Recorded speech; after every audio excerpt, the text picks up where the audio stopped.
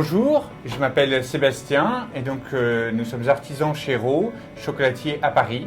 Ro a trois caractéristiques principales. La première, c'est que nous fabriquons du cacao cru. C'est une proposition assez unique en France. La deuxième, c'est que nous fabriquons à Paris depuis les fèves jusqu'aux tablettes, aux truffes, etc. Et la troisième chose, c'est que nous sommes très engagés.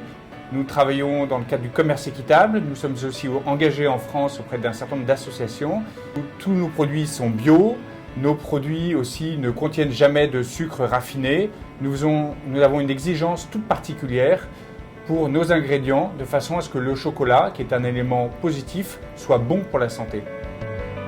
Bonjour à tous, je m'appelle Sébastien, je suis artisan chocolatier chez Ro depuis maintenant 1 an. La passion première, en fait, c'est vraiment la texture et l'évolution du chocolat. Partir d'une fève, donc d'une amande concrètement, et arriver à cette texture au final qui est fluide, qu'on arrive à lui donner cet aspect croquant, cet aspect brillant, cet aspect lisse, les saveurs qui s'en échappent. Donc c'est vraiment toute cette transformation qui me passionne et que je trouve assez extraordinaire d'avoir réussi à découvrir dans ces cabosses, ces fèves qui nous donnent aujourd'hui du chocolat tel qu'on le connaît. On appelle du chocolat cru, la fève de cacao qui n'a pas été torréfiée. On va vraiment travailler la fève telle qu'elle. Donc on va garder tous les nutriments, le côté gustatif de la fève tel qu'on peut la déguster à cru.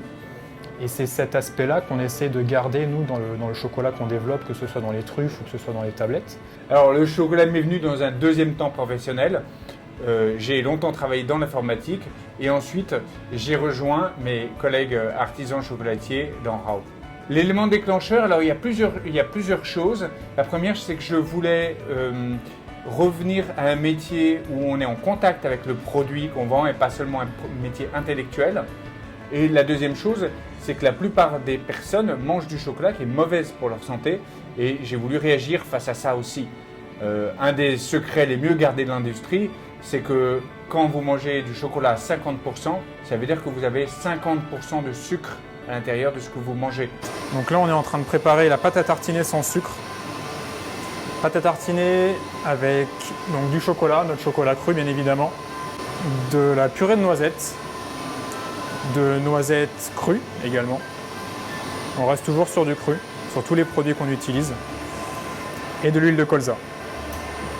Et donc là voilà, comment on prépare la pâte à tartiner de chez Ro. On a simplement besoin de descendre la température un petit peu du chocolat pour que ça commence à cristalliser. Et ensuite on coule ça en pot.